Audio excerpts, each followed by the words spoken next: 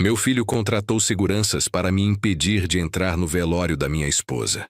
O senhor não pode passar. Ordens do filho da falecida, disseram os homens uniformizados quando tentei me despedir de Márcia, minha companheira de 32 anos de casamento. 2 seguranças me arrastaram para fora enquanto eu gritava o nome dela. Naquela mesma noite, fiz uma ligação que mudaria tudo para sempre. Mas antes de continuarmos, confira se você já está inscrito no canal e escreva nos comentários de onde você está assistindo este vídeo. Meu nome é Rogério Duarte. Tenho 61 anos e o que vou contar mudou minha vida para sempre. Cheguei à funerária São Pedro em Niterói naquela sexta-feira de manhã, vestindo o terno azul marinho que Márcia havia passado para mim na última vez que esteve em casa. Levava nas mãos as flores que ela mais amava, rosas brancas do jardim que plantamos juntos há 15 anos. Meu coração batia com aquela mistura de dor e amor que só quem perdeu o parceiro de uma vida inteira conhece. Pensei que finalmente poderia me despedir dela. Mas quando cheguei à porta principal, havia 2 homens vestidos de preto parados como soldados. Eram grandes, sérios, com aqueles fones de ouvido que seguranças particulares usam em eventos importantes. A princípio, achei que fosse para algum velório importante, talvez algum político ou empresário conhecido. Me aproximei naturalmente, como havia feito 1000 vezes na vida, como o homem que construiu 2 empresas com as próprias mãos. Nunca imaginei que aqueles seguranças estavam ali por minha causa. Nunca imaginei que meu próprio filho os havia colocado lá para me humilhar. Com licença, senhor. Para onde o senhor vai? O mais alto me perguntou quando tentei entrar. Sua voz era fria, profissional, como se estivesse fazendo qualquer trabalho ordinário. Vim para o velório da minha esposa, Márcia Duarte.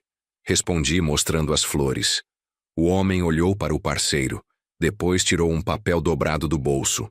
Abriu lentamente como se fosse uma sentença judicial. Sinto muito, senhor, mas o senhor não pode entrar. É uma ordem da família. Aquelas palavras caíram sobre mim como um balde de água gelada no meio do inverno. Como assim não posso entrar? Eu sou Rogério Duarte. Márcia é minha esposa. Somos casados há 32 anos. Minha voz começou a falhar, mas não era de tristeza. Era de raiva, de incredulidade, de uma humilhação que jamais havia sentido na vida. O segurança não se abalou. Senhor, tenho ordens específicas do filho da senhora Márcia, Eduardo Duarte. O senhor não pode entrar neste velório. Cada palavra era como um prego sendo cravado no meu peito. Meu próprio filho, meu único descendente, o menino que segurei nos braços quando nasceu. Naquele momento, apareceram pessoas que conhecíamos. Os Tavares, amigos de toda a vida. Dona Helena, a vizinha que cuidou de Eduardo quando ele era pequeno. Meus sócios da construtora, homens que me respeitavam há décadas. Todos viram eu ali parado, discutindo com os seguranças como um intruso. Seus rostos mudaram quando perceberam o que estava acontecendo. Alguns abaixaram o olhar, outros me cumprimentaram com pena, como se eu estivesse com uma doença terminal.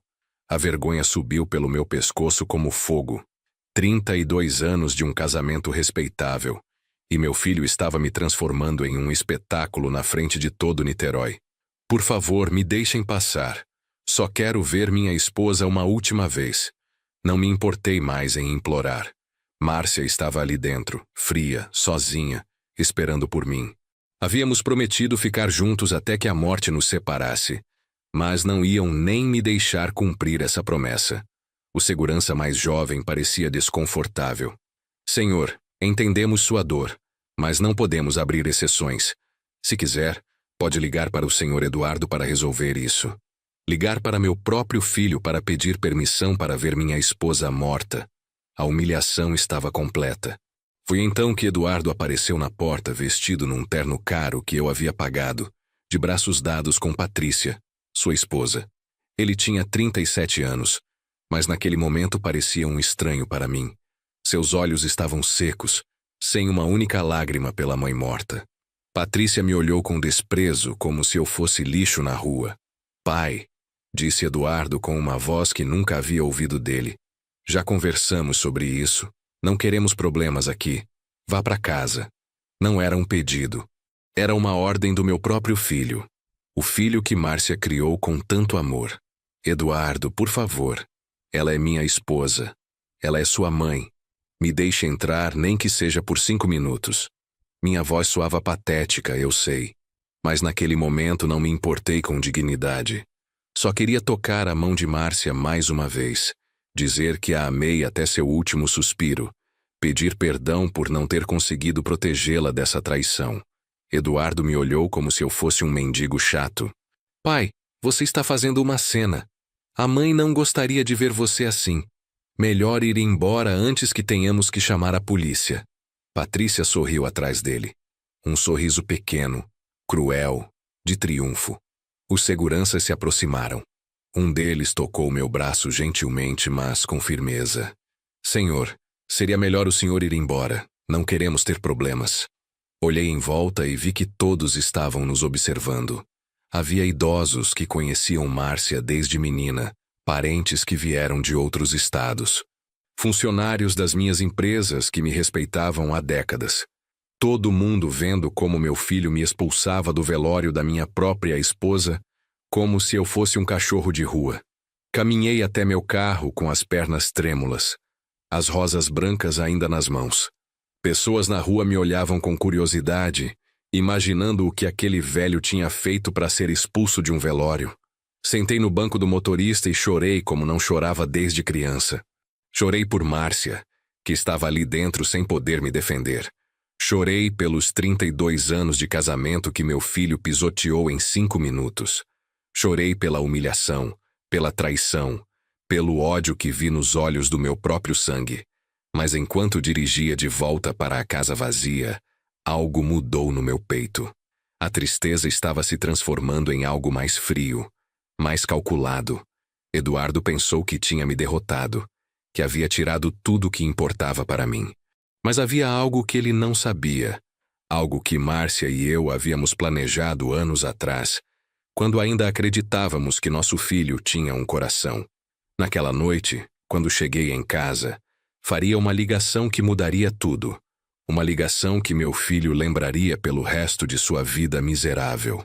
Márcia e eu nos conhecemos numa terça-feira de abril de 1990, no escritório de uma pequena construtora em São Gonçalo, onde ela trabalhava como secretária.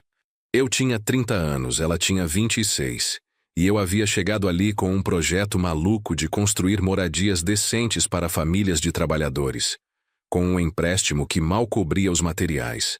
Márcia me recebeu com um sorriso que iluminou a sala inteira. Sério que você quer construir casas para gente humilde? Ela me perguntou. É isso que eu sei fazer, respondi. E daquele dia em diante, nunca mais nos separamos. Os primeiros anos foram de pura luta. Márcia largou o emprego para me ajudar com as contas, os contratos, as negociações com os bancos. Trabalhávamos das 6 da manhã até às 11 da noite num escritório minúsculo que cheirava a café requentado e sonhos não realizados. Ela cuidava dos números com uma precisão que me impressionava, e eu assentava os tijolos com as próprias mãos quando faltavam operários. Rogério, ela me dizia quando eu chegava exausto, estamos construindo algo grande, algo que vai durar para sempre. Márcia sempre enxergava o futuro quando eu só via problemas. Eduardo nasceu em outubro de 1987, depois de 3 anos tentando ter filhos. Márcia havia perdido uma gravidez antes, e quando o menino finalmente chegou saudável e berrando, choramos de felicidade por horas. Ele era minúsculo, enrugado, perfeito. Esse filho vai ser nosso orgulho. Márcia me disse enquanto o amamentava pela primeira vez. Ele vai ser melhor que nós dois juntos. Segurei ele nos braços e prometi que teria tudo que não tivemos. Educação, oportunidades, uma vida sem falta. Nunca imaginei que tanto amor se transformaria em tanto ódio. Durante os anos 90, o negócio cresceu como espuma. Márcia sacrificou seus próprios sonhos para cuidar de Eduardo e gerenciar a parte administrativa das empresas. Enquanto eu estava na obra supervisionando, ela estava em casa ajudando o menino com a lição. cozinhando para os operários que às vezes ficavam até tarde, fazendo a contabilidade na mesa da sala de jantar. Os domingos eram sagrados. Missa com a família, almoço caseiro, passeios na lagoa de Piratininga. Pai, quando eu crescer, quero ser igual a você. Eduardo me disse quando tinha 10 anos. Márcia piscou para mim da cozinha. Construímos a primeira empresa em 1993, Construtora Duarte. Márcia insistiu que meu sobrenome fosse o único na placa. Você é quem põe a cara e os riscos, ela disse. Eu estou feliz sendo sua parceira silenciosa. Mas ela nunca foi silenciosa. Era minha conselheira, minha confidente, quem me freava quando eu queria expandir rápido demais e quem me empurrava quando tinha medo de crescer. Nas noites que eu chegava preocupado com algum projeto difícil, ela fazia chá de camomila e me escutava por horas. Problemas se resolvem um de cada vez, meu amor. Ela me dizia. Amanhã vamos ver tudo com mais clareza. Em 2005, já tínhamos 2 empresas, construção e incorporação imobiliária. Eduardo tinha 18 anos e estava estudando administração na melhor universidade particular do Rio. Era inteligente, não vou negar, mas estava começando a mostrar uma arrogância que preocupava Márcia. Rogério, o menino acha que tudo cai do céu. Ela me disse quando Eduardo chegava com carros alugados ou gastava fortunas com roupas de marca. Talvez devêssemos ensinar ele a valorizar o que tem. Mas eu achava normal. Afinal, tinha trabalhado a vida toda para que ele pudesse ter essas oportunidades. O primeiro sinal de que algo estava errado foi quando Eduardo conheceu Patrícia em 2007. Ela vinha de uma família de dinheiro antigo, do tipo que acha que é superior porque herdou o que outros construíram. Desde o primeiro dia, Patrícia olhava Márcia com desprezo. Sua mãe não fez faculdade? Ela perguntou a Eduardo num jantar de família. É que dá para perceber que ela é classe trabalhadora. Márcia ficou calada, mas vi como seus olhos lacrimejaram. Naquela noite ela me disse, Rogério, aquela mulher vai trazer problemas. Ela estava certa, como sempre. Os anos passaram, e a distância entre Eduardo e nós cresceu como um abismo. Ele se formou com honras, começou a trabalhar nas empresas, mas sempre com uma atitude de que merecia mais do que dávamos. Patrícia o envenenava constantemente. Seus pais são comuns. Nós merecemos ter nosso próprio dinheiro. Por que você tem que pedir permissão para o seu pai para tudo? Márcia notava e sofria em silêncio. Estamos perdendo nosso filho, ela me dizia, e não sei como trazê-lo de volta. Em 2019, Eduardo se casou com Patrícia num casamento que custou mais que minha primeira casa. Márcia e eu pagamos tudo. A igreja, o salão, a lua de mel na Europa, até o vestido de Patrícia que valia R$ 5.000. Durante a cerimônia, Eduardo nos agradeceu no discurso, mas de forma fria, formal, como se fôssemos patrocinadores e não seus pais. Patrícia nem olhou pra gente quando disseram sim. Márcia chorou durante a festa inteira, mas não era de alegria. Sinto que hoje perdemos nosso filho para sempre. Ela me sussurrou enquanto dançávamos de novo. E ela estava certa. Os últimos anos antes da doença de Márcia foram estranhos. Eduardo vinha cada vez menos em casa, sempre com desculpas, que tinha reuniões, que Patrícia estava ocupada, que preferiam passar os domingos sozinhos. Patrícia reclamava de tudo. A comida, a decoração, nossos assuntos de conversa. Vocês sempre falam de trabalho? Ela dizia com irritação. Não tem hobbies mais interessantes? Márcia cozinhava os pratos favoritos dele, mas chegavam atrasados e comiam com pressa. Temos compromissos sociais. Era sempre a desculpa. O dia que o médico deu o diagnóstico de Márcia, em janeiro de 2022, a primeira coisa que ela me disse foi: liga pro Eduardo. Quero que ele saiba que a mãe ama ele. Não importa como as coisas têm estado ultimamente. Liguei imediatamente. Pai, estou numa reunião importante. Pode esperar? É sobre sua mãe, Eduardo. É urgente. Tá bom, mas seja rápido. Quando contei que Márcia tinha câncer terminal, houve um longo silêncio. Depois, é sério. Já procuraram uma segunda opinião? Como se fosse um problema que pudesse ser resolvido com eficiência empresarial. Naquela noite, ele não veio vê-la. Câncer de pâncreas estágio 4. Foram essas as palavras que o Dr. Augusto nos disse numa terça-feira, 16 de janeiro de 2022.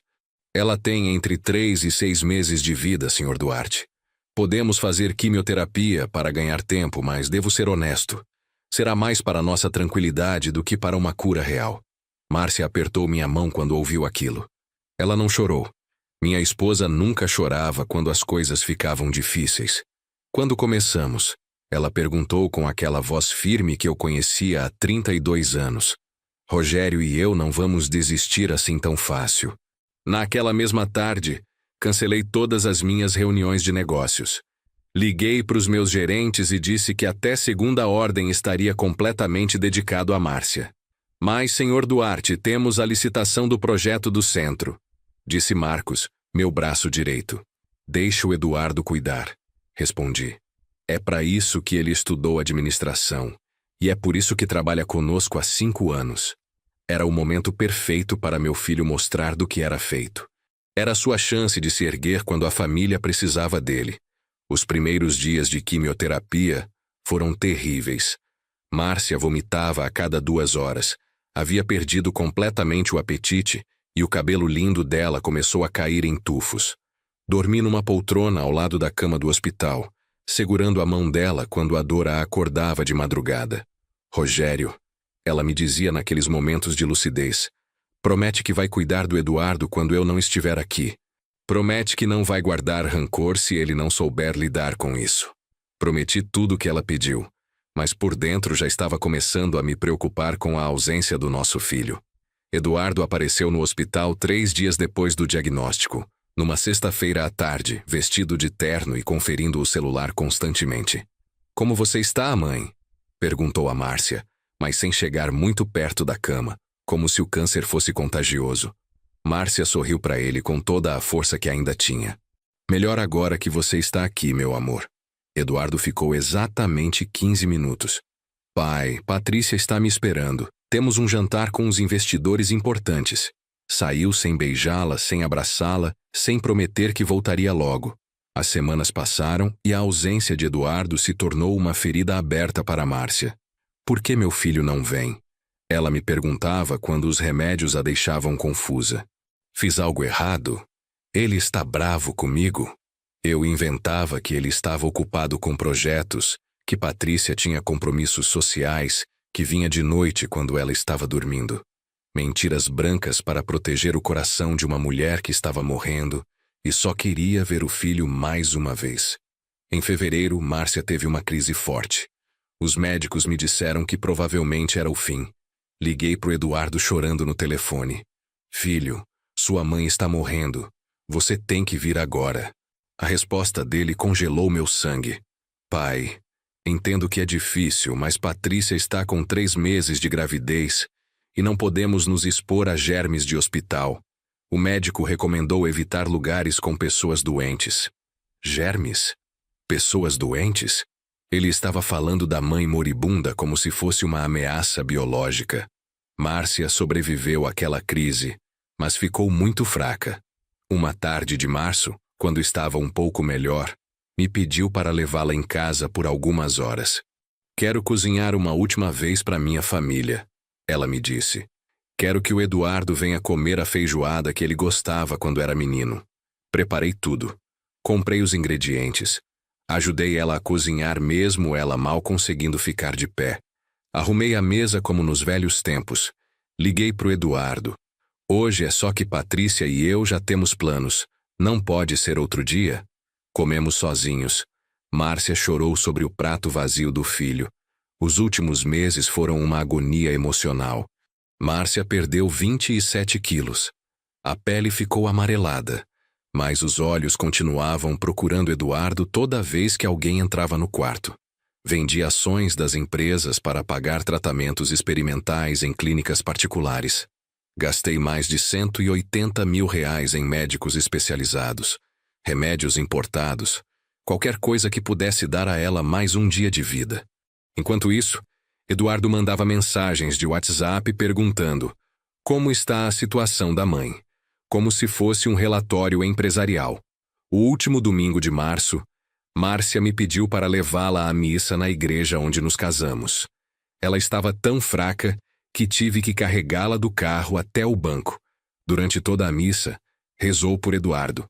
Minha Nossa Senhora, ouvi ela sussurrar, ajuda meu filho a encontrar o caminho de volta pra gente. Não deixa o ressentimento consumir ele quando eu não estiver mais aqui. Depois da missa, ela me disse algo que nunca vou esquecer. Rogério, se um dia o Eduardo te trair, não fique calado. Dignidade se defende até contra o próprio sangue. Márcia morreu numa terça-feira, 12 de abril de 2022, às 16h37 da tarde. Eu estava segurando a mão dela quando deu o último suspiro. Suas últimas palavras foram: cuida do nosso filho, mas cuida melhor de você mesmo. Liguei pro Eduardo imediatamente. Pai, estou numa reunião. O que houve? Sua mãe acabou de morrer, Eduardo. Houve um longo silêncio. Depois, já estou indo. Ele chegou 2 horas depois, quando Márcia já estava fria. Aproximou do corpo, tocou a testa dela uma vez e disse: ela parece em paz. Não chorou. Não me abraçou. Não disse que a amava. Naquela noite, enquanto velava o corpo de Márcia na nossa casa, Eduardo saiu cedo. Patrícia não está se sentindo bem por causa da gravidez. Foi a desculpa dele. Amanhã organizamos tudo pro velório. Fiquei sozinho com minha esposa morta, lembrando 32 anos de amor verdadeiro. Falei com ela como se ainda pudesse me ouvir. Márcia, nosso filho não é mais o menino que criamos. Virou um estranho, mas prometo que vou honrar sua memória como você merece. Não sabia que no dia seguinte aquele estranho ia me humilhar da forma mais cruel que um filho pode humilhar um pai. No dia seguinte à morte de Márcia, cheguei à funerária São Pedro às 8 da manhã para organizar o velório. Tinha dormido 2 horas, mas minha cabeça estava clara. Queria que o velório da minha esposa fosse perfeito, como ela merecia, depois de uma vida de sacrifícios e amor incondicional. Levava na carteira a lista que fizemos juntos meses atrás, quando ela ainda tinha força para planejar a própria despedida. Flores brancas, música suave, deixa vir todo mundo que conhece a gente. Ela havia escrito com a letra trêmula. E deixa eles se sentirem em casa como nossa casa sempre foi. Mas quando cheguei na recepção, a moça me olhou confusa. Senhor Duarte, seu filho já esteve aqui há 1 hora. Ele já organizou tudo. Senti como se tivesse levado um soco no estômago. Como assim já organizou tudo? Eu sou o marido de Márcia. Sou eu quem deve tomar essas decisões. A moça nervosa me mostrou uma pasta cheia de papéis assinados. Senhor, aqui diz que Eduardo Duarte é o responsável legal pelos arranjos do funeral. Ele trouxe documentos que o acreditam como executor do testamento. Documentos que eu nunca tinha visto na vida. Eduardo chegou meia hora depois acompanhado de Patrícia e um homem mais velho de terno caro que eu não conhecia. Pai, deixa eu te apresentar o Dr. Henrique, nosso advogado da família. Nosso advogado? Eu trabalhava havia 30 anos com o Dr. Antônio, meu advogado de confiança, desde quando Eduardo tinha advogados próprios para assuntos de família. Senhor Duarte, o Dr. Henrique me disse com um sorriso falso. Entendemos que o senhor está passando por um momento muito difícil. Por isso, seu filho assumiu toda a papelada para poupar o senhor do estresse. Estresse? Como se organizar o funeral da minha esposa fosse um incômodo administrativo. Eduardo, quero revisar todos os arranjos. Sua mãe tinha ideias específicas sobre como queria a despedida. Meu filho me olhou com uma paciência fingida que me enfureceu. Pai, tudo já está decidido. Contratei a melhor funerária, o melhor serviço, as melhores flores. Patrícia cuidou dos detalhes estéticos. Patrícia, a mulher que mal conhecia Márcia, tinha cuidado dos detalhes do funeral dela? E as flores brancas que ela queria? Perguntei. Mudamos para orquídeas roxas. Patrícia respondeu com um sorriso. São mais elegantes para uma cerimônia dessa categoria. Categoria? Como se o funeral de Márcia fosse um evento social que precisava ser classificado segundo padrões de classe. Sua mãe odiava orquídeas roxas, disse pro Eduardo. Ela sempre dizia que pareciam flores artificiais. Eduardo suspirou como se eu fosse uma criança birrenta. Pai, a mãe não pode mais dar opinião. Temos que tomar as melhores decisões para honrar a memória dela. Temos. Como se eu não fizesse parte desse temos. Como se 32 anos de casamento não me dessem o direito de decidir como me despedir da minha própria esposa. O pior veio quando revisei a lista de convidados.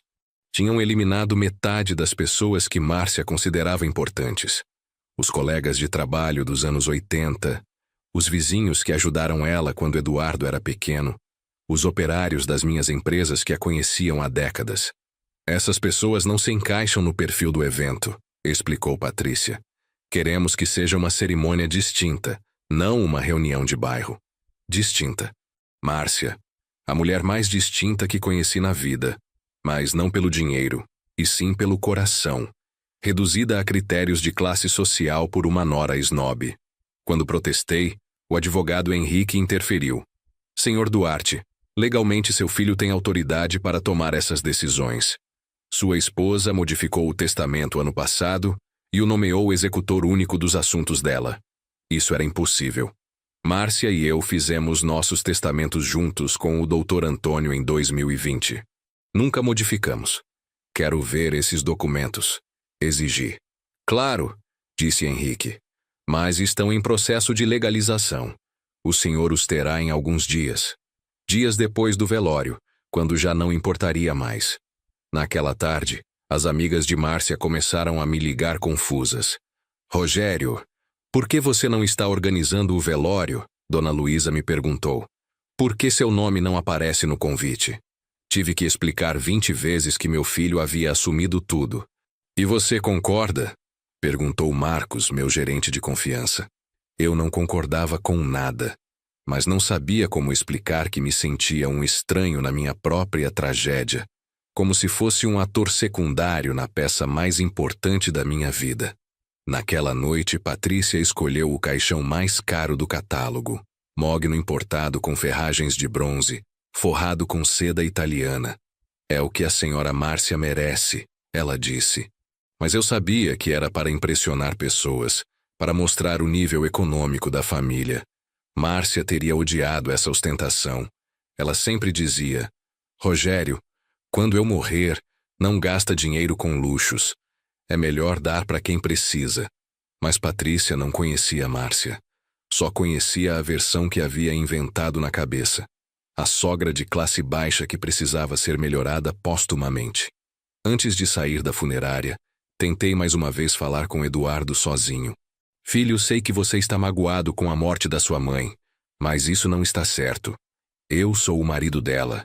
Tenho direito de participar das decisões. Eduardo me olhou com uma frieza que nunca tinha visto nos olhos dele. Pai, a mãe e eu conversamos muito nos últimos meses. Ela me contou coisas sobre você também, sobre o casamento de vocês, sobre como ela realmente se sentia. Senti o chão mexer debaixo dos meus pés. Que coisas? Coisas que vão te machucar muito se você ouvir aqui na frente de todas essas pessoas. Era uma ameaça. Meu próprio filho estava me ameaçando.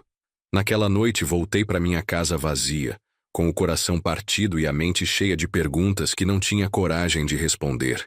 A casa ainda cheirava a Márcia, aos remédios dela, às flores que os vizinhos tinham trazido, aquela mistura de tristeza e amor que fica quando alguém muito querido vai embora para sempre.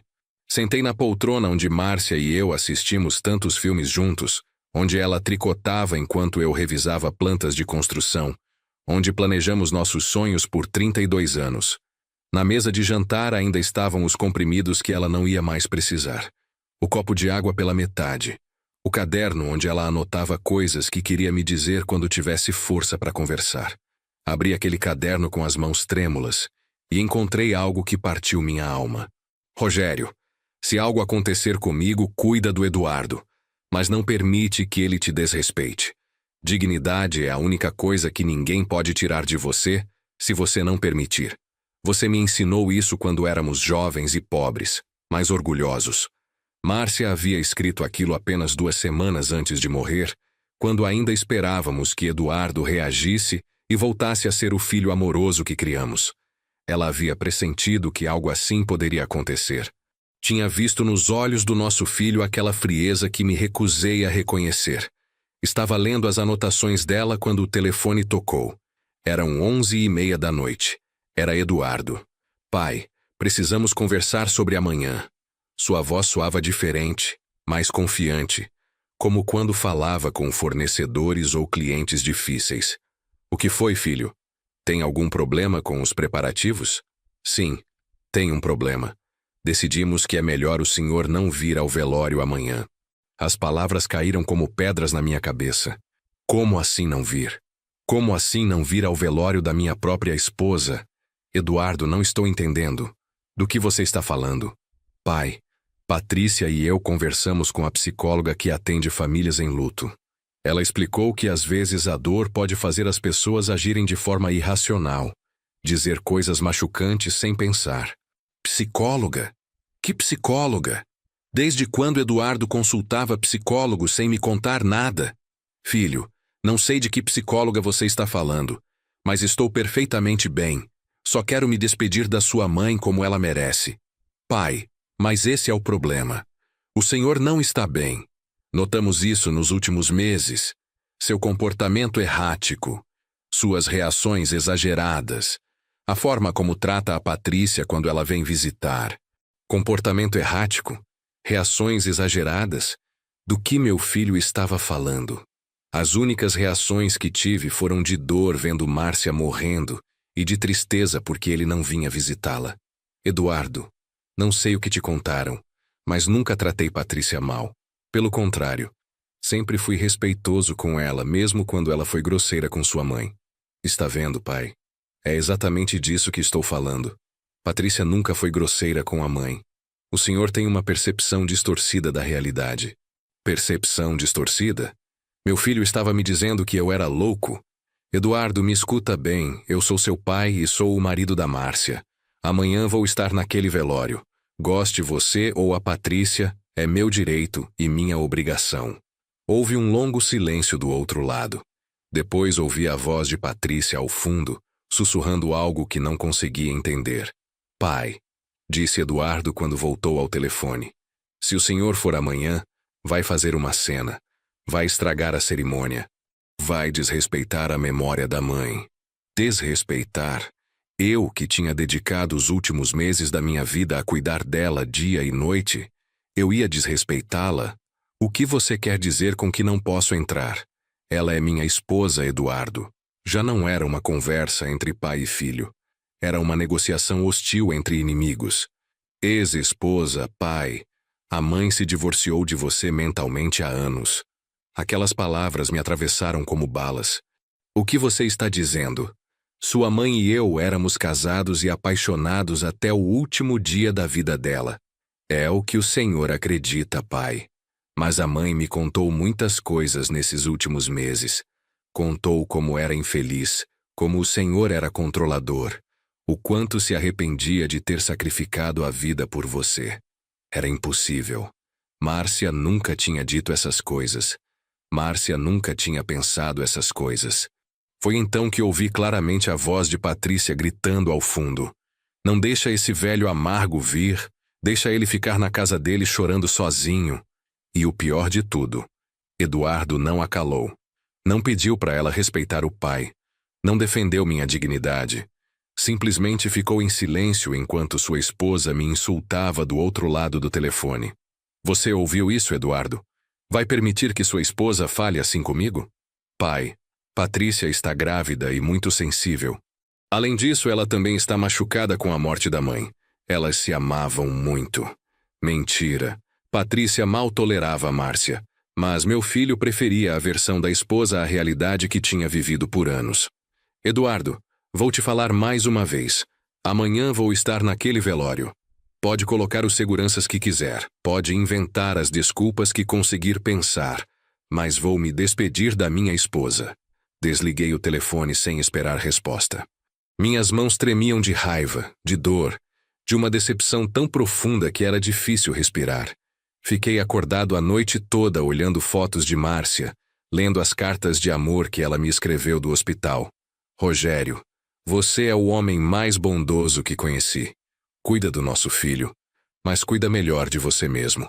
Como podia cuidar de um filho que tinha declarado guerra contra mim? Às 4 da manhã, encontrei uma carta que Márcia tinha escondido na minha gaveta. A letra estava trêmula, mas a mensagem era clara. Meu amor, se você está lendo isso é porque não estou mais com você.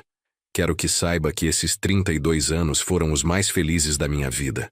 Você foi o marido perfeito, o pai que nosso filho precisava, o homem que qualquer mulher sonharia ter ao lado. A carta continuava.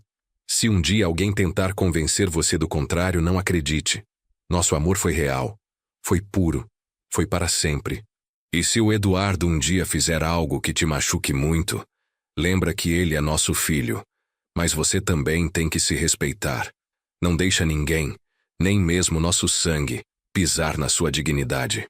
Chorei sobre aquela carta até o sol nascer.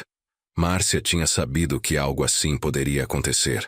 Por isso me deixou aquela carta, para eu lembrar da verdade quando as mentiras tentassem me confundir. Às 6 da manhã, tomei banho. Vesti o terno preto que Márcia tinha passado para mim pela última vez. Peguei as rosas brancas do jardim e dirigi até a funerária São Pedro. Não importava o que Eduardo tinha planejado. Não importava quantos seguranças ele tinha colocado. Ia me despedir da minha esposa. Ia cumprir a promessa que fiz 32 anos atrás de ficar com ela até que a morte nos separasse. E se tivessem que me tirar à força, pelo menos o mundo inteiro veria quem era o verdadeiro vilão dessa história. Pelo menos as pessoas saberiam que Rogério Duarte lutou até o fim pelo amor da vida dele. Quando cheguei à funerária São Pedro naquela manhã, meu coração apertou vendo que havia de fato 2 seguranças particulares parados na entrada principal, como soldados guardando um banco. Eram homens grandes, sérios, com aqueles uniformes pretos e fones de ouvido que as empresas de segurança mais caras do Rio usam. Por um momento pensei que talvez fossem para proteger algum político ou empresário importante que tinha vindo ao velório. Mas quando me aproximei com minhas rosas brancas na mão e vi como me olharam, soube imediatamente que estavam ali por minha causa. Meu próprio filho havia contratado seguranças para me impedir de entrar no velório da minha própria esposa. A humilhação estava completa, mas eu ainda não sabia até onde chegava a traição. Bom dia, senhor. O mais alto me disse quando me aproximei da porta. Sua voz era profissional, mas firme, como alguém acostumado a lidar com situações difíceis. Para onde o senhor está indo? Vim para o velório da minha esposa, Márcia Duarte, respondi, tentando manter a dignidade mesmo com a voz tremendo. Sou Rogério Duarte, marido dela. O homem trocou um olhar com o parceiro e depois tirou um papel dobrado do bolso interno do paletó. Desdobrou devagar, como se fosse uma ordem judicial. Sinto muito, Sr. Duarte, mas o senhor não pode entrar. É uma ordem da família. Aquelas palavras me atingiram como um soco no estômago. Como assim não posso entrar? Somos casados há 32 anos. Eu sou o marido da Márcia. Minha voz começou a subir de tom, não por agressividade, mas por desespero. O segurança manteve o profissionalismo, mas pude ver nos olhos dele que a situação o incomodava. Senhor, entendemos sua dor, mas temos ordens específicas do senhor Eduardo Duarte, filho da falecida senhora. Ele nos contratou para evitar tumultos durante a cerimônia. Tumultos? Que tumultos um homem de 61 anos poderia causar, querendo apenas se despedir da esposa morta? Que imagem Eduardo pintou de mim para justificar essa humilhação pública? Naquele momento, pessoas conhecidas começaram a chegar. Os Tavares, amigos de toda a vida. Seu Arnaldo, meu sócio na segunda empresa. As irmãs Costa, que eram amigas de Márcia desde a juventude. Operários das minhas construtoras que a conheciam há décadas. Todos me viram ali parado, discutindo com os seguranças como se fosse um intruso perigoso. Seus rostos mudaram quando perceberam o que estava acontecendo. Alguns abaixaram os olhos, envergonhados. Outros me cumprimentaram com pena, como se eu fosse vítima de alguma tragédia adicional. Seu Arnaldo se aproximou confuso. Rogério, O que está acontecendo aqui? Não sabia o que responder sem parecer louco. Foi então que Maria, a irmã mais nova de Márcia, saiu da funerária chorando. Maria tinha sido como uma irmã para mim todos esses anos. A tia favorita de Eduardo, aquela que sempre defendeu a união da nossa família. Quando me viu ali fora com os seguranças, seu rosto de surpresa partiu meu coração. Rogério, por que você está aqui fora? Por que não está lá dentro com a Márcia? Não me deixam entrar, Maria. Eduardo colocou seguranças para eu não poder me despedir da minha esposa. Maria ficou muda por alguns segundos, como se não conseguisse processar o que acabava de ouvir. Isso é impossível, Rogério. Deve ser um mal-entendido. Mas Maria entrou para buscar explicações e voltou 20 minutos depois com os olhos vermelhos e uma expressão que nunca tinha visto nela. Rogério, ela me disse com a voz quebrada. O Eduardo me disse que você maltratou a Márcia durante os últimos anos. Que ela não queria te ver nos últimos dias dela. Que ela pediu especificamente para você não vir ao velório. O mundo parou ao meu redor. Maltratado. Eu tinha maltratado Márcia, a mulher que foi o amor da minha vida, por quem vendi ações para pagar os tratamentos que cuidei dia e noite por meses. Maria, você sabe que isso é mentira. Você viu como cuidei da Márcia até o último dia. Rogério, não sei no que acreditar. Maria me respondeu, e pude ver nos olhos dela que já estava duvidando de mim. O Eduardo me mostrou mensagens de WhatsApp onde a Márcia reclamava de você. Contou que ela tinha falado com uma psicóloga porque se sentia emocionalmente abusada. Mensagens de WhatsApp? Psicóloga? Quando Márcia teria tempo para escrever mensagens reclamando de mim se eu estava com ela 24 horas por dia? Maria, isso é impossível. Márcia e eu não tínhamos problemas no nosso casamento. Pelo contrário, estávamos mais unidos do que nunca durante a doença dela. Mas já podia ver que a semente da dúvida tinha sido plantada na mente de Maria, como provavelmente foi plantada na mente de toda a família. Foi então que entendi a dimensão completa da traição do meu filho. Ele não tinha apenas me afastado do velório de Márcia. Não tinha apenas assumido o controle de todas as decisões sem me consultar. Ele tinha construído uma narrativa completa, onde eu era o vilão da história. Tinha convencido todos os nossos conhecidos de que eu era um velho abusador que fez a esposa sofrer por anos. Tinha destruído 32 anos de um casamento respeitável, com mentiras calculadas e provas fabricadas. E o pior de tudo, tinha usado a morte de Márcia como a oportunidade perfeita para executar o plano, sem ela poder me defender. Maria, disse a ela com toda a dignidade que me restava, você conhece a Márcia desde criança. Veio na nossa casa milhares de vezes durante 32 anos. Em todo esse tempo, você alguma vez viu algum sinal de que eu a maltratava? Alguma vez viu ela triste, com medo ou infeliz comigo? Maria ficou pensando por alguns segundos, e por um momento vi nos olhos dela um lampejo de verdade. Não, Rogério, nunca vi nada disso. Sempre achei que vocês tinham o casamento mais sólido que conheci. Então confia no que você viu durante 32 anos, não no que o Eduardo diz que aconteceu nos últimos meses. Mas já era tarde demais. A dúvida tinha sido semeada, e dúvidas crescem mais rápido que a verdade. Naquele momento chegou um carro preto de onde Eduardo e Patrícia desceram, vestidos de luto, mas com uma atitude que não parecia de dor, mas de triunfo. Patrícia usava um vestido preto muito caro e óculos escuros, como se fosse uma atriz chegando numa estreia. Eduardo vestia um terno que eu tinha pagado, e quando me viu ali fora com os seguranças, sua expressão não foi de surpresa. Foi de satisfação, como se tudo estivesse acontecendo exatamente como ele tinha planejado.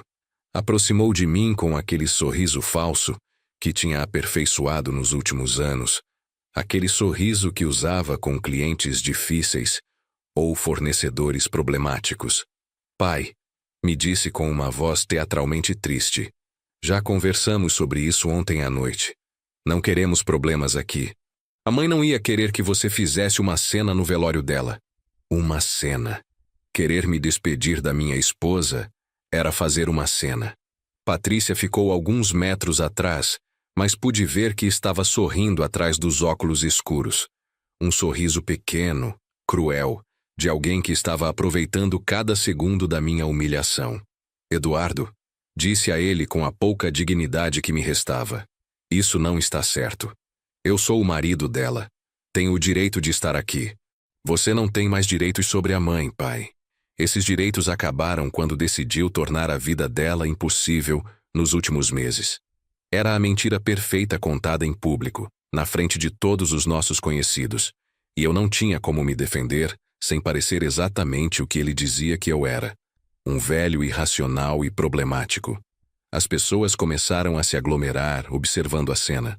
Vi rostos conhecidos, colegas da construtora, vizinhos antigos, parentes distantes que tinham vindo de outros estados.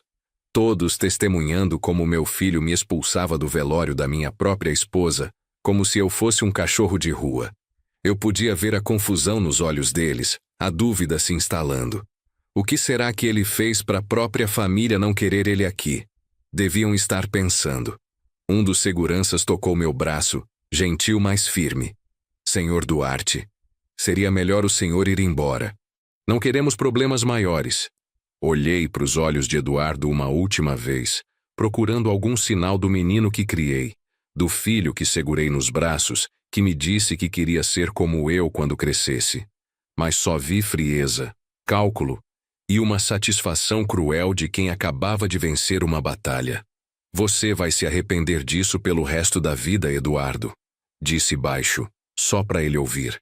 Um dia, você vai olhar para trás e vai lembrar do dia que traiu o homem que te deu tudo. Eduardo não respondeu. Apenas acenou para os seguranças que me acompanharam até meu carro. Caminhei com as pernas trêmulas, as rosas brancas ainda nas mãos, a cabeça erguida mesmo com a humilhação queimando como fogo na alma. Entrei no carro, coloquei as rosas no banco do passageiro onde Márcia sempre sentava e dirigi até um lugar tranquilo perto da lagoa de Piratininga. Ali, sozinho, chorei como não chorava desde criança. Chorei por Márcia, que estava ali dentro da funerária sem poder me defender. Chorei pelos 32 anos de casamento que meu filho pisoteou em 5 minutos. Chorei pela humilhação, pela traição, pelo ódio que vi nos olhos do meu próprio sangue. Mas enquanto as lágrimas caíam, algo estava mudando dentro do meu peito. A tristeza estava se transformando em algo mais frio, mais calculado, mais perigoso. Eduardo pensou que tinha me derrotado. Patrícia pensou que tinha conseguido tudo o que queria. Ambos acreditavam que Rogério Duarte era um velho inofensivo que podiam pisar sem consequências. Mas havia algo que não sabiam. Algo que Márcia e eu tínhamos planejado anos atrás, quando ainda esperávamos que nosso filho tivesse honra. Algo que eu tinha guardado como última defesa contra a possibilidade de traição, que Márcia, com sua intuição de mãe, já pressentia. Sequei as lágrimas, respirei fundo e peguei o celular. Era hora de fazer a ligação que mudaria tudo. A ligação que meu filho lembraria pelo resto da vida miserável dele. 2 semanas depois do velório de Márcia, quando ainda acordava todas as manhãs esperando ouvir a voz dela me chamando da cozinha, recebi uma ligação que nunca esperei. Era Eduardo. Sua voz soava diferente, mais suave, quase como um menino que costumava me pedir desculpas quando quebrava alguma coisa jogando bola no quintal. Pai, podemos conversar? Patrícia e eu estivemos pensando muito sobre o que aconteceu no dia do velório. Por um momento meu coração se encheu de uma esperança desesperada. Talvez meu filho tivesse refletido. Talvez tivesse percebido a crueldade do que fez. Talvez a dor de perder a mãe o tivesse feito repensar a importância da família. Claro, filho, quando você quiser. Minha casa está sempre aberta para você. Melhor nos encontrarmos no escritório, pai. Em território neutro. Território neutro. Como se minha própria casa fosse território inimigo. Como se o lugar onde ele cresceu, onde Márcia o criou com tanto amor, fosse agora um campo de batalha, do qual era preciso se proteger. Mas aceitei. Depois de 2 semanas de dor e solidão absoluta, qualquer oportunidade de reconciliação com meu filho valia a pena. Quando é bom para você, Perguntei com uma voz que soava pateticamente esperançosa até para os meus próprios ouvidos. Amanhã às 3 da tarde, no escritório principal da construtora Duarte. O escritório que construí tijolo por tijolo, onde ele brincava quando criança enquanto eu trabalhava aos sábados, onde Márcia vinha trazer almoço caseiro nos domingos, quando tínhamos projetos urgentes. Aquela noite dormi melhor do que tinha dormido desde a morte de Márcia. Pela primeira vez em semanas, me permiti imaginar que talvez tudo tivesse sido um terrível mal-entendido, uma reação exagerada da dor da perda. Talvez Eduardo tivesse ficado tão desesperado por provar que conseguia lidar com a situação que tomou decisões erradas. Talvez Patrícia, na gravidez e na dor, tivesse influenciado negativamente as decisões dele. Acordei cedo, tomei banho com cuidado, vesti o terno azul que Márcia sempre dizia que me deixava distinto. Até cortei o cabelo no barbeiro onde ia há 20 anos, como se estivesse indo para um compromisso importante. Queria parecer o pai que Eduardo podia respeitar. Como o avô que o filho dele, por nascer, merecia conhecer. Cheguei ao escritório 15 minutos antes da hora combinada. O prédio que construí nos anos 90 parecia exatamente o mesmo. A placa Construtora Duarte, brilhando sob o sol da tarde. O jardim que Márcia tinha projetado florescendo com as plantas favoritas dela. A recepção elegante, mas não ostentosa, que refletia nossos valores de trabalho duro e sucesso merecido. Esperei no meu antigo escritório, cercado pelos diplomas e prêmios que acumulei durante 30 anos de construção honesta. Nas paredes, estavam fotos dos nossos projetos mais importantes. O conjunto habitacional para famílias de classe média, o prédio comercial que foi meu primeiro grande sucesso, a escola primária que construímos sem fins lucrativos no bairro onde Márcia cresceu. Cada foto contava a história de uma vida dedicada a construir não apenas prédios, mas um legado de família. Eduardo chegou exatamente às 3, acompanhado de Patrícia e, para minha surpresa, do mesmo advogado que tinha aparecido no velório, o Dr. Henrique. Patrícia estava radiante apesar do luto, com um vestido preto elegante que acentuava a gravidez de 4 meses. Ela tinha aquele sorriso que aprendi a reconhecer, o sorriso de alguém que está prestes a conseguir o que quer. Eduardo me abraçou, e por um segundo senti que estava recuperando meu filho. O abraço era genuíno, caloroso, como os abraços que ele me dava quando voltava da faculdade, cheio de planos e sonhos. Pai, sinto muito por tudo que aconteceu. Acho que todos reagimos mal por causa da dor. Aquelas palavras foram como água fresca para minha alma sedenta. A Patrícia acha que devemos te dar uma chance, continuou Eduardo. E pela primeira vez em meses, minha nora me olhou sem desprezo. Refletimos muito sobre o que a mãe ia querer para nossa família. Mãe. Era a primeira vez que Patrícia se referia a Márcia como mãe, em vez de Senhora Márcia, ou simplesmente ignorar a existência dela. Sabemos que esses meses foram muito duros para o senhor, pai. Perder a companheira de uma vida inteira não é fácil em nenhuma idade. A voz dele soava madura, compreensiva, como a do homem responsável que sempre esperei que ele se tornasse. Queremos que faça parte das nossas vidas, que conheça seu neto quando nascer, que continuemos sendo uma família como a mãe ia querer. As lágrimas saíram sem permissão. Por 2 semanas tinha vivido com a certeza de que havia perdido não só minha esposa, mas também meu filho, e a possibilidade de conhecer meu neto. Eduardo, você não sabe como me deixa feliz ouvir isso. Sua mãe estaria tão orgulhosa de ver você maduro, responsável, pensando na família acima de qualquer diferença pessoal. Patrícia se aproximou e pegou minha mão com uma delicadeza que nunca conheci dela. Senhor Duarte, ela me disse, eu também tenho refletido muito. Talvez tenha julgado algumas situações de forma errada. A gravidez me deixa muito sensível, e a dor pela perda da senhora Márcia me confundiu. Era a primeira vez que a ouvia se referir a Márcia com respeito. A primeira vez que admitia ter errado em algo. Poderíamos ser parceiros de novo, pai. Como antes, quando eu era menino, e você me levava para os canteiros de obras para me ensinar o negócio. Eduardo se aproximou da janela de onde se via a cidade que ajudamos a construir com nossos projetos. Lembro quando você me explicou que cada prédio era como uma família. Precisava de fundações sólidas, estrutura forte e muito amor para durar para sempre. Aquelas palavras foram direto para o meu coração. Era exatamente a filosofia que ensinei a ele desde pequeno.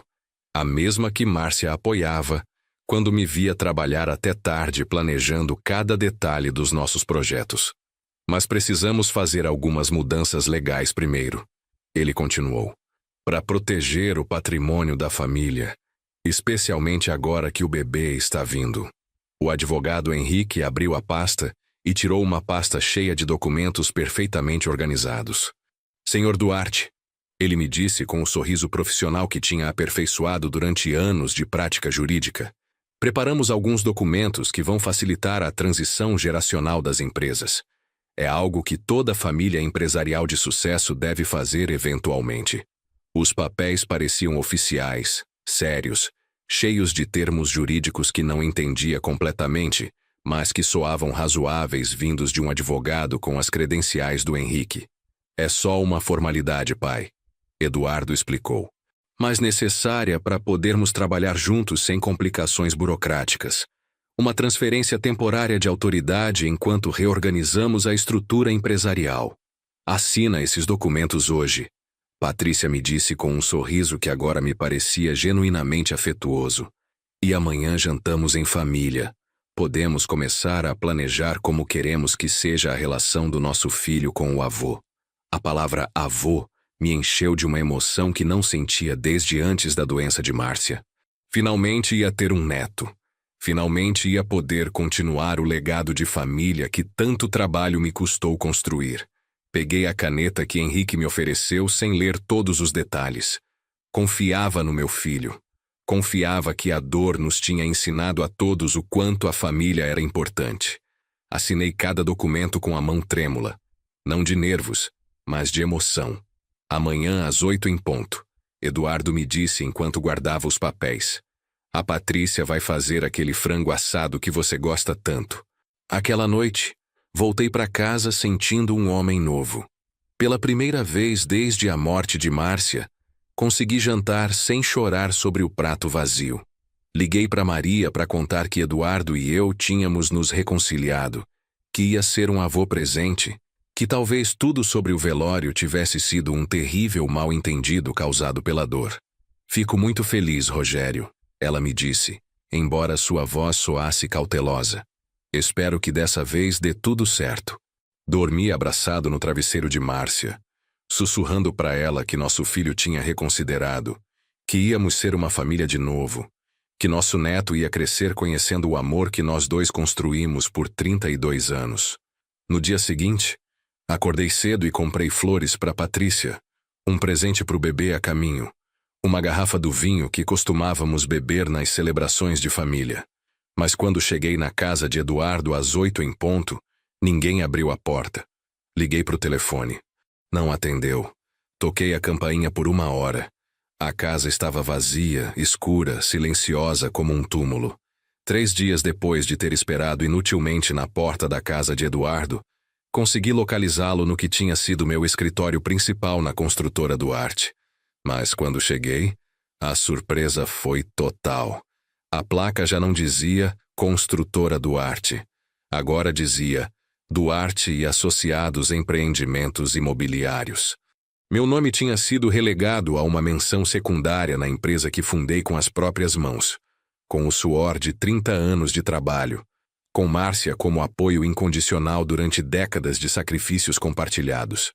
A secretária que me conhecia há 15 anos me olhou confusa quando pedi para ver Eduardo. Senhor Duarte, ela me disse com evidente desconforto. O senhor tem hora marcada?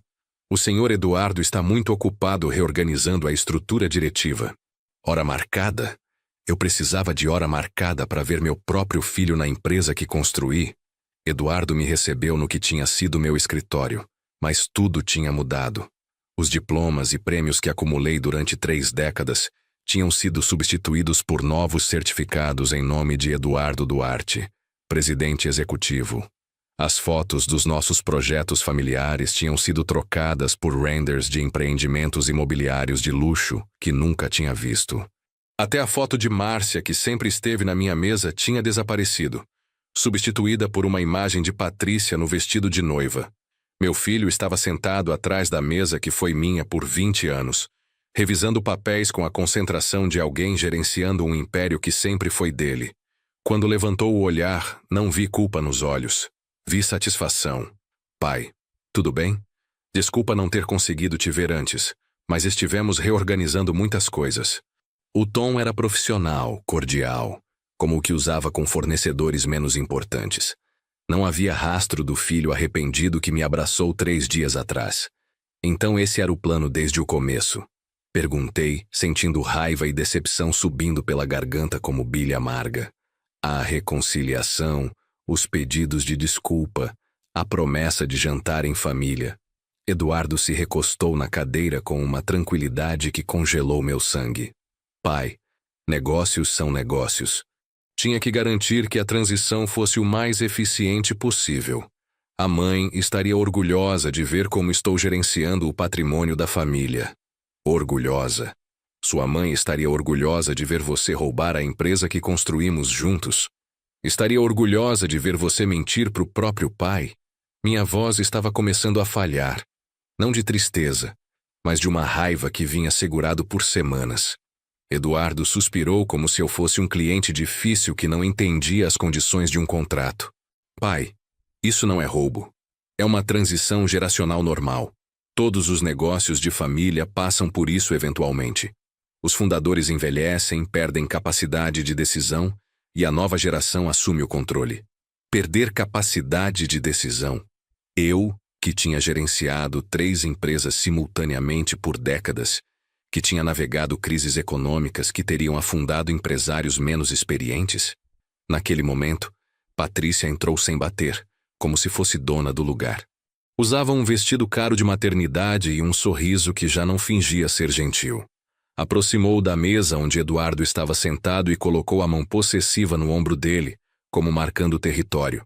Ah, o velho finalmente entendeu. Ela disse com uma risada cristalina que me machucou mais que qualquer grito. Não havia nenhuma pretensão na voz dela. Era a risada genuína de alguém que tinha vencido uma guerra longa e calculada. Sempre soubemos que você era um empecilho, Rogério. Um obstáculo para o crescimento real dessas empresas.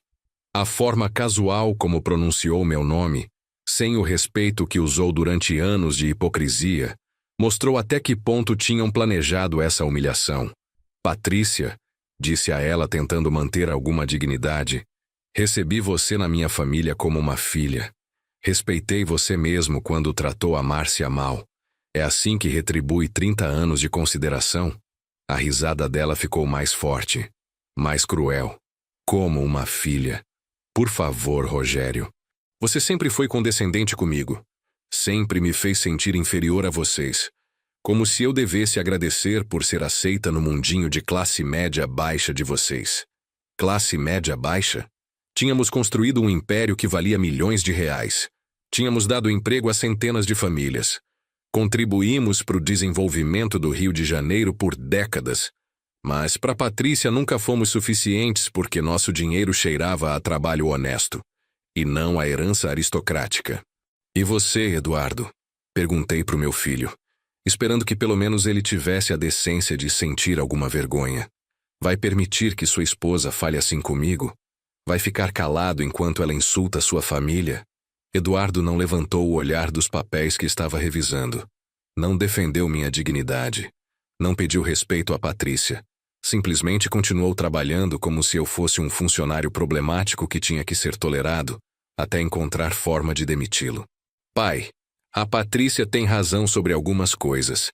Durante anos você manteve essas empresas com uma mentalidade limitada. Projetos pequenos, lucros pequenos, ambições pequenas. Ambições pequenas? As mesmas ambições que pagaram a universidade mais cara do Rio. Viagens pela Europa, carros de luxo. 30 anos construindo isso para você e me expulsa como um cachorro. Patrícia riu de novo, aquela risada que me perseguiria por anos. Não seja dramático, pai, disse Eduardo, finalmente me olhando com a paciência fingida de alguém explicando algo óbvio para uma criança lenta. Vamos te dar uma pensão, R$ 500 por mês. É mais do que muitos aposentados recebem, e considerando que você já não agrega valor às operações, é bastante generoso. R$ 500. Era essa a avaliação que meu filho fazia de 30 anos de trabalho, de uma vida dedicada a construir o futuro dele?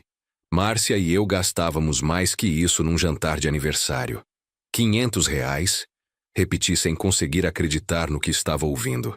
Eduardo, essas empresas valem mais de 5 milhões de reais.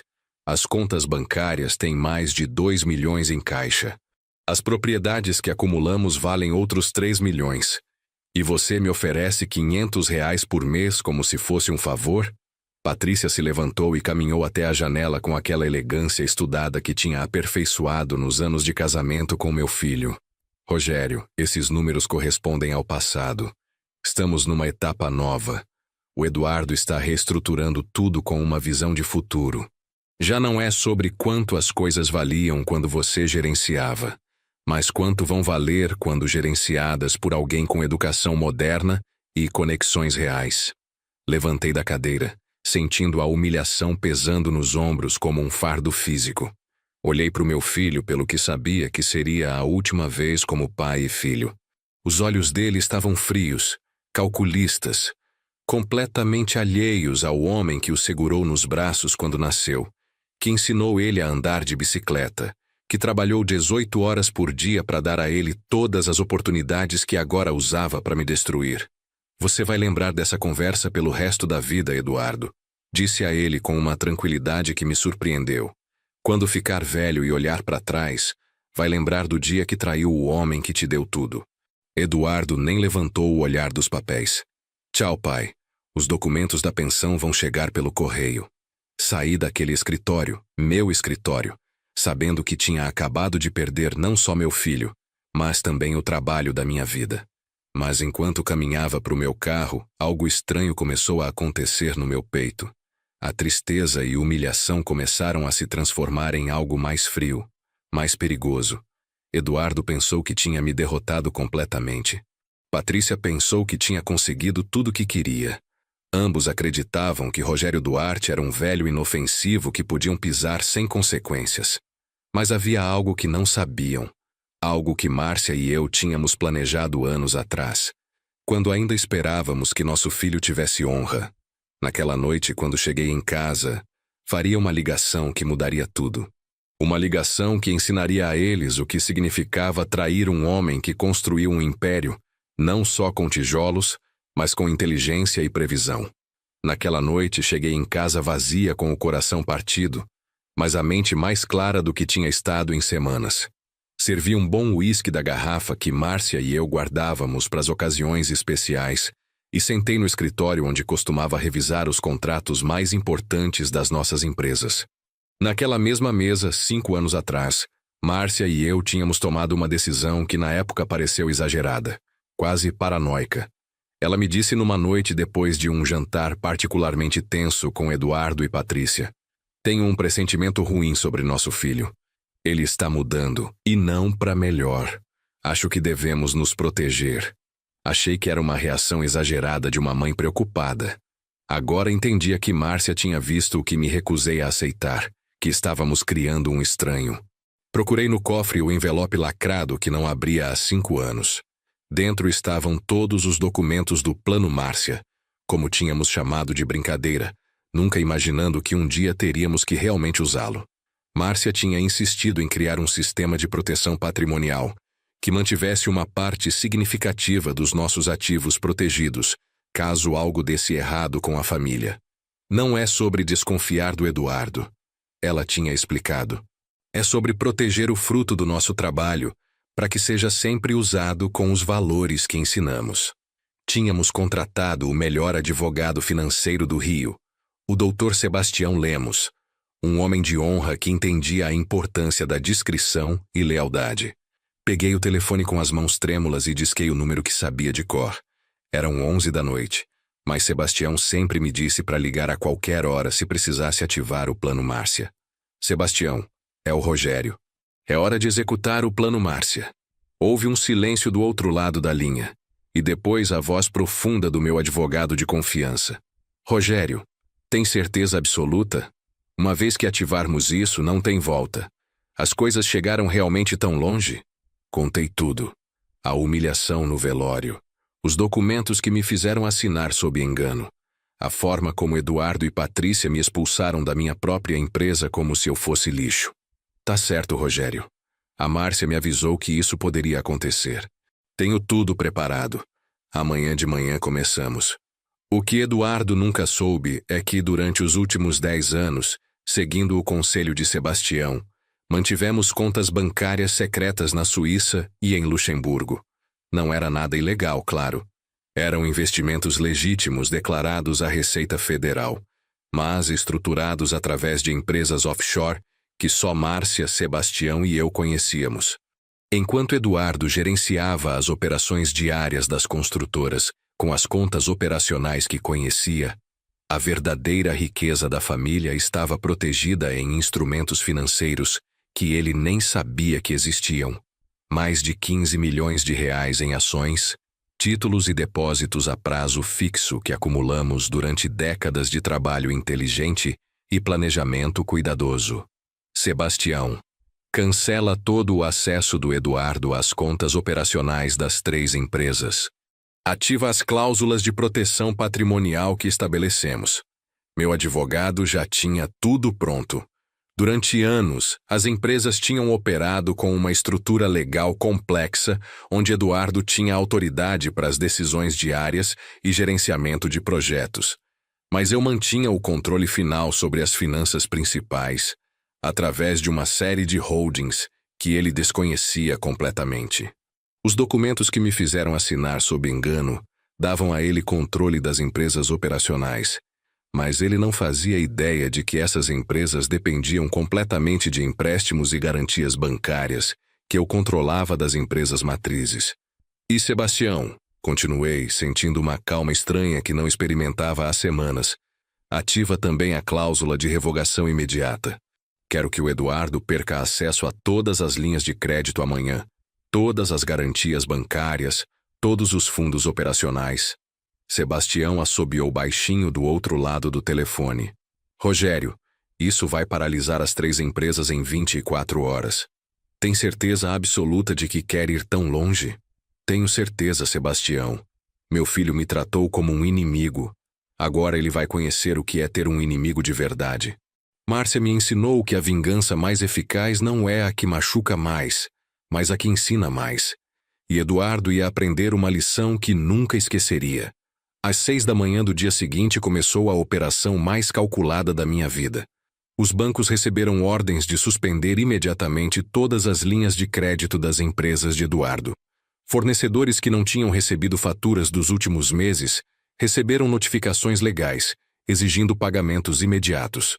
Funcionários que tinham trabalhado horas extras durante projetos recentes foram informados que os salários estavam atrasados devido a problemas temporários de fluxo de caixa. As contas que Eduardo pensava controlar foram congeladas por auditorias de rotina que podiam durar semanas. Em menos de 12 horas, meu filho passou de se sentir dono de um império a descobrir que era gerente de 3 empresas falidas. A primeira ligação veio às 3 da tarde. Era Eduardo. E pela primeira vez em anos, a voz dele soava desesperada. Pai, o que está acontecendo? Os bancos dizem que as contas estão bloqueadas. Fornecedores estão exigindo pagamentos que não podemos fazer. Funcionários estão pedindo os salários. A voz dele tinha aquela nota de pânico que lembrei de quando era criança, e tinha quebrado algo valioso. O que está acontecendo, Eduardo? O que está acontecendo é o que a Márcia e eu planejamos anos atrás quando ainda tínhamos esperança de que nosso filho fosse um homem de honra. Houve um longo silêncio do outro lado.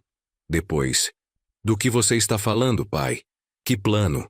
O plano que fizemos quando percebemos que estávamos criando um estranho.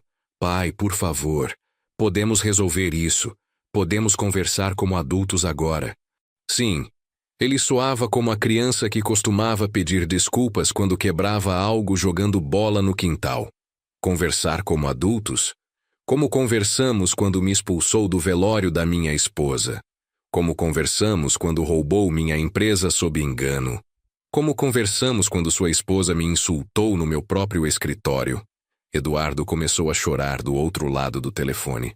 Era a primeira vez que o ouvia chorar desde os 12 anos. Pai, Patrícia está grávida. Temos responsabilidades. Você não pode destruir tudo por uma briga de família. Uma briga de família? Tinham destruído minha dignidade. Tinham pisoteado a memória de Márcia.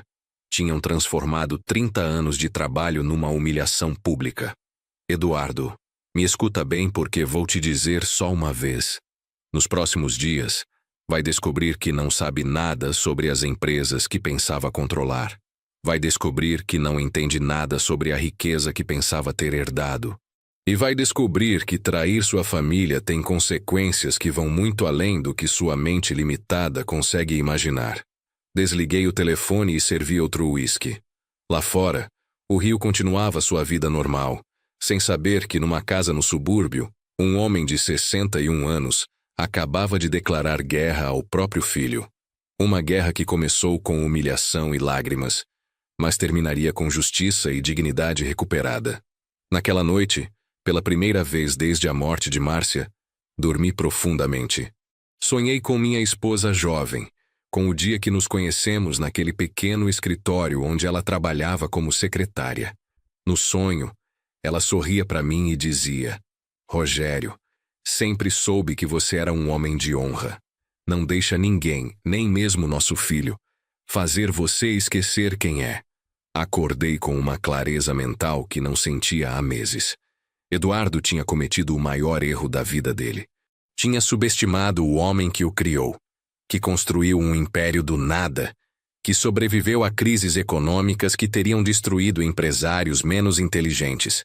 Agora ele ia aprender que experiência e paciência sempre vencem arrogância e pressa. E Patrícia ia descobrir que tinha apostado no cavalo errado nessa corrida. 6 meses depois daquela ligação que mudou tudo, estava parado em frente ao terreno onde íamos construir as primeiras 50 casas da Fundação Márcia Duarte. Era um lote de 5 hectares no mesmo bairro onde Márcia tinha crescido, numa casa humilde com os pais trabalhadores. O sol da manhã iluminava o espaço vazio que logo estaria cheio de risadas de crianças, com famílias que finalmente teriam uma casa decente, com esperança real para pessoas que trabalharam a vida toda sem conseguir acessar a casa própria. Com os 25 milhões de reais que mantive protegidos da ganância do meu filho, criei a fundação mais ambiciosa do estado no setor de habitação social. Cada real que Eduardo pensou que ia herdar se transformaria em tijolos e esperança para famílias que realmente mereciam. Ao meu lado estava Sebastião Lemos, meu advogado de confiança, revisando os planos finais do projeto. Rogério, ele me disse com aquele sorriso satisfeito reservado para os triunfos legais mais elegantes. Acho que a Márcia estaria orgulhosa do que você está fazendo. Transformar a traição do Eduardo em esperança para 50 famílias é a vingança mais poética que vi em 30 anos de carreira. Ele tinha razão.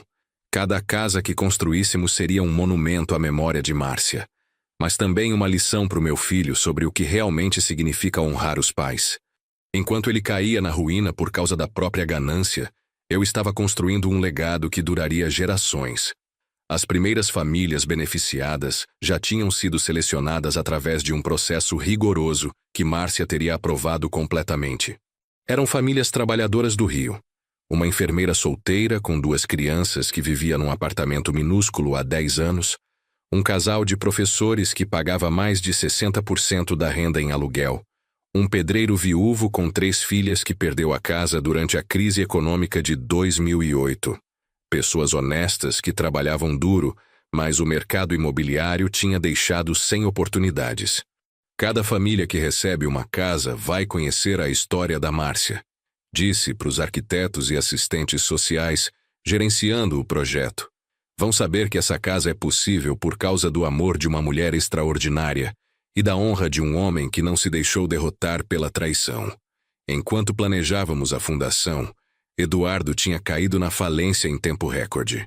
sem acesso às contas reais, sem as garantias bancárias que eu controlava, sem entender a estrutura financeira complexa que sustentava as empresas, ele tentou gerenciar 3 construtoras com a experiência de uma criança brincando de blocos de montar. Os projetos pararam. Funcionários foram embora buscar trabalho em outras empresas. Fornecedores processaram por atrasos de pagamento. Em 6 meses, as empresas que construí durante 30 anos desmoronaram como castelos de cartas sob o gerenciamento incompetente do meu filho. Patrícia, que acreditou ter casado com um milionário, descobriu que apostou o futuro num homem que nem sabia ler um balanço contábil. O primeiro vestido de marca que tive que devolver porque não tinham como pagar deve ter sido um choque e tanto para ela. A primeira vez que vi Eduardo depois daquela ligação foi no centro do Rio, 3 meses após o colapso das empresas. Ele estava sentado num banco de praça, usando roupas que reconheci como as que usava para trabalhar nos canteiros quando era jovem, mas agora amarrotadas e manchadas. Tinha um boné no chão com algumas moedas e um papelão que dizia: "Procuro trabalho. Tenho experiência em construção." A barba longa e descuidada, os olhos fundos, as mãos sujas. Era difícil reconhecer naquele homem o executivo arrogante que me expulsou do meu próprio escritório poucos meses atrás. Me aproximei devagar, sentindo uma mistura estranha de tristeza e satisfação. "Eduardo", disse baixinho.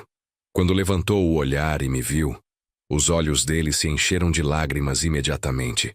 "Pai", ele me disse com uma voz quebrada que não ouvia desde criança. "Me perdoa. Por favor, me perdoa. Não sabia o que estava fazendo." Ele se levantou desajeitadamente, e por um momento achei que ia me abraçar como fazia quando era pequeno e tinha feito algo errado. Mas não fiz isso.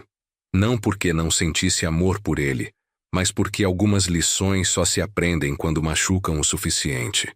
"Onde está a Patrícia?" perguntei. "Foi embora quando o dinheiro acabou. Levou o bebê. Disse que não podia criar um filho com um perdedor." "O bebê? Meu neto? Que nunca conheceria o avô por causa da ganância dos pais?" Tirei a carteira e dei a ele R$ 200. "Isso é mais do que você me ofereceu quando me expulsou da minha empresa, filho." Eduardo pegou o dinheiro com as mãos trêmulas. "Pai, tem alguma forma de consertar isso? Alguma forma de voltarmos a ser uma família?" Olhei para ele por alguns segundos, vendo nos olhos dele o desespero genuíno de alguém que perdeu tudo por causa da própria estupidez. "Eduardo, tem coisas que não têm conserto.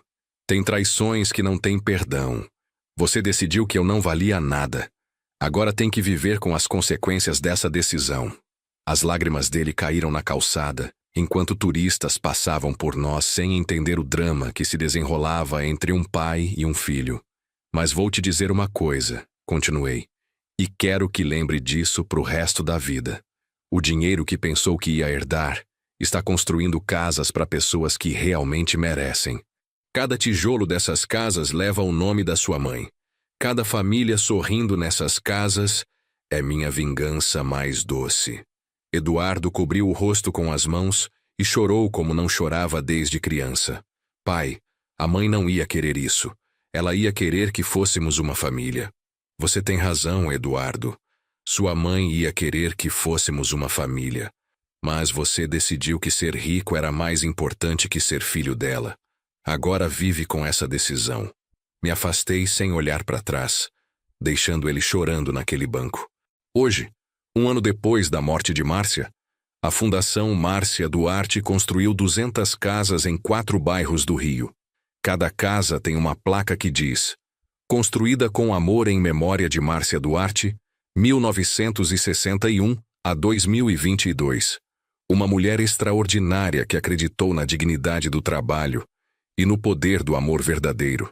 Crianças brincam nos quintais que projetamos pensando nas tardes que Márcia e eu passamos vendo Eduardo correr pelo nosso jardim.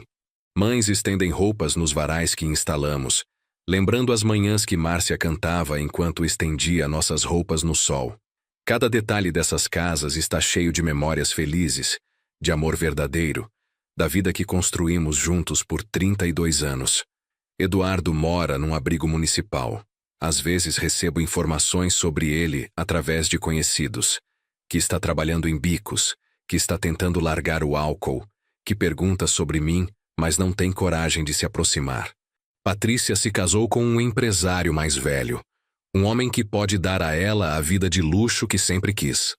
Meu neto vai crescer chamando outro homem de avô, sem nunca conhecer as histórias que Márcia e eu teríamos compartilhado com ele.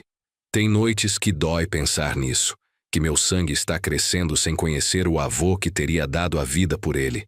Mas depois lembro dos rostos das crianças brincando nas casas da fundação, e entendo que algumas perdas são necessárias para coisas maiores nascerem.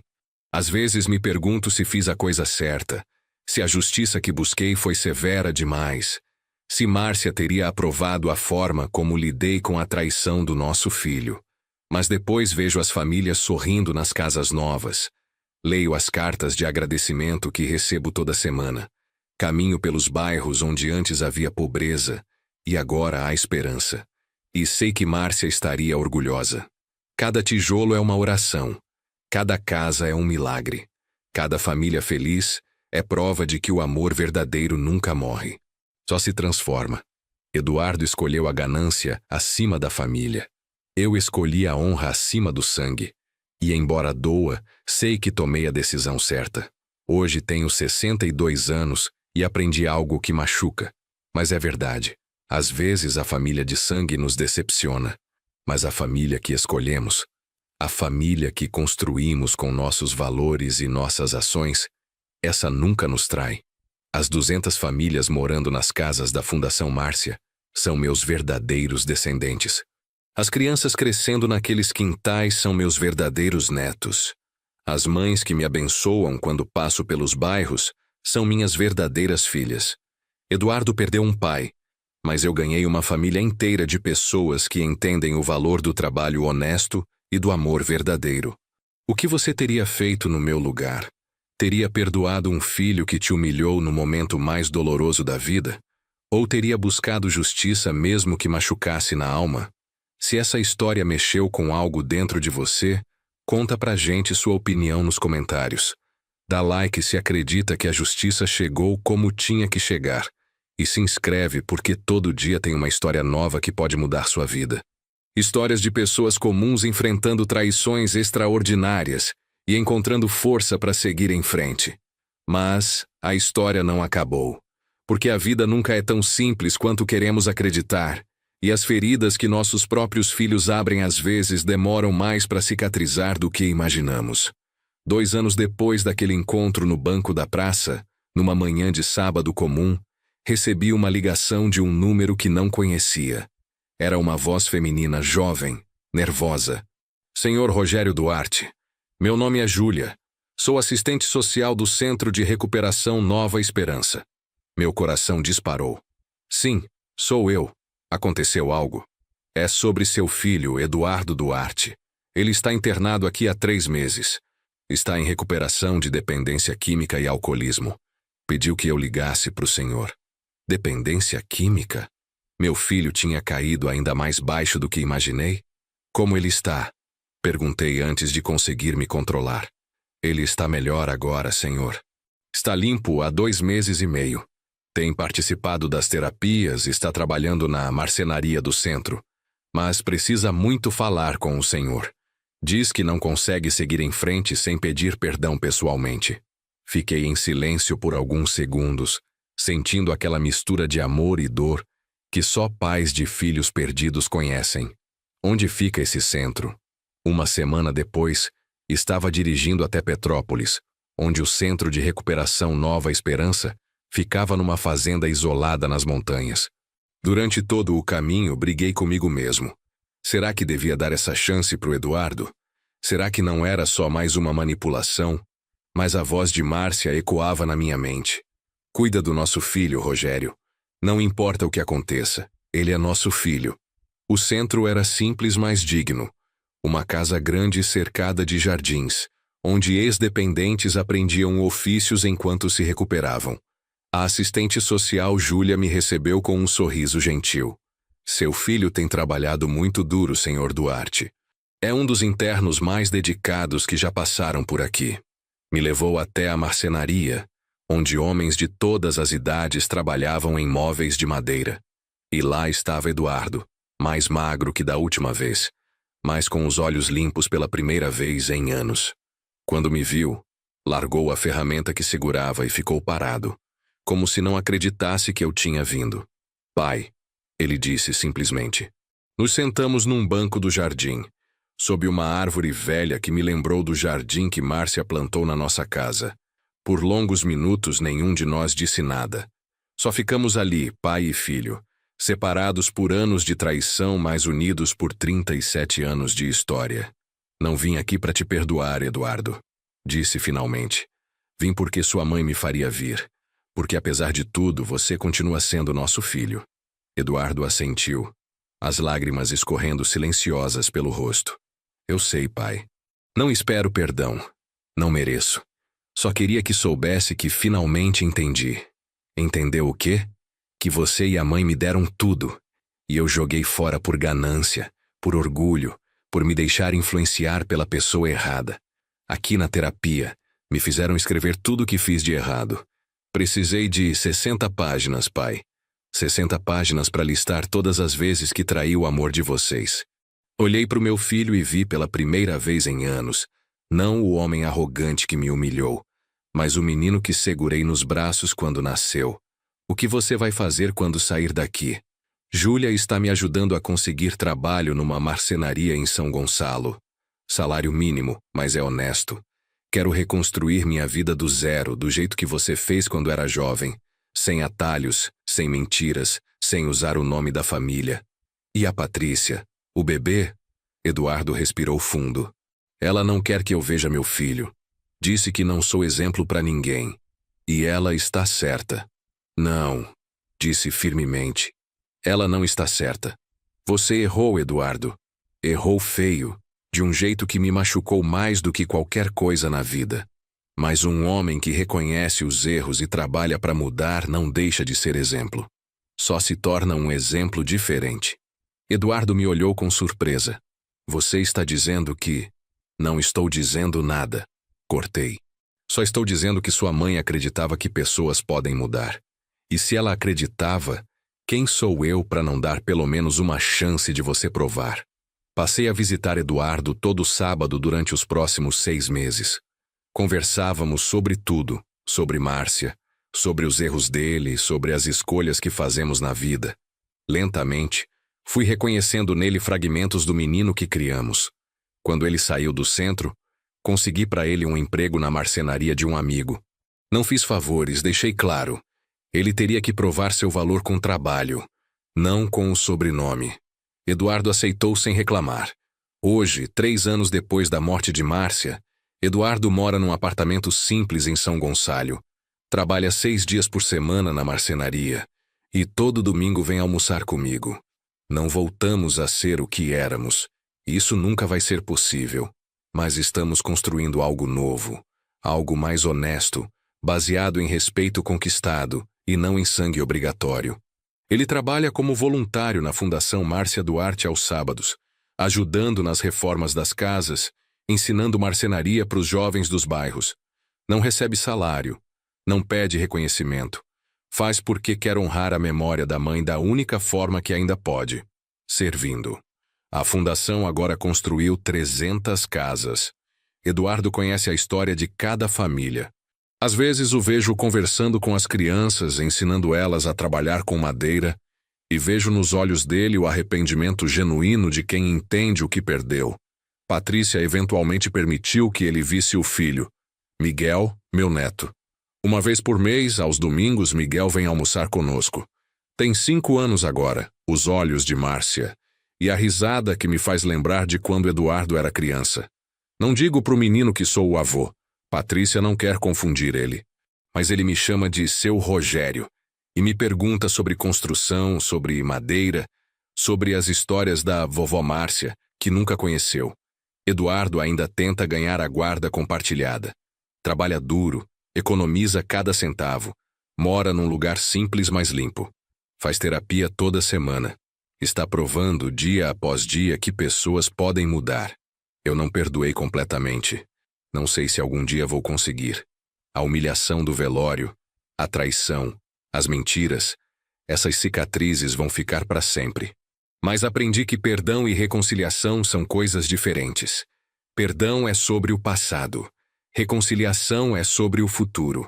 E talvez, só talvez, possamos construir um futuro novo sobre as ruínas do passado. Hoje, sentado no jardim que Márcia plantou, vendo Eduardo brincar com Miguel entre as rosas brancas, penso em tudo que passamos. A traição quase me destruiu. A vingança me deu justiça, mas não paz. Foi só quando decidi dar uma chance mínima para o arrependimento genuíno que encontrei algo parecido com cura. Márcia me ensinou que construir é sempre melhor que destruir, que amor é mais forte que ódio, que justiça sem misericórdia vira só crueldade. Não significa que Eduardo voltou a ser meu filho como antes. Isso morreu naquele velório e nunca vai ressuscitar. Mas significa que talvez, com muito trabalho, muita dor, muita honestidade, possamos construir algo novo. Algo menor, mais frágil, mais verdadeiro. Como as casas da fundação, feitas tijolo por tijolo, com paciência, com amor, com trabalho honesto. A vida não é um conto de fadas onde tudo se resolve com um abraço. É complicada, dolorosa, cheia de cinzas. Mas às vezes, das cinzas da traição mais profunda pode nascer algo inesperado. Não um final feliz, mas talvez um recomeço possível. E por Márcia, pela memória do amor que construímos juntos por 32 anos, por tudo que ela acreditava sobre redenção e segunda chances, talvez isso seja suficiente.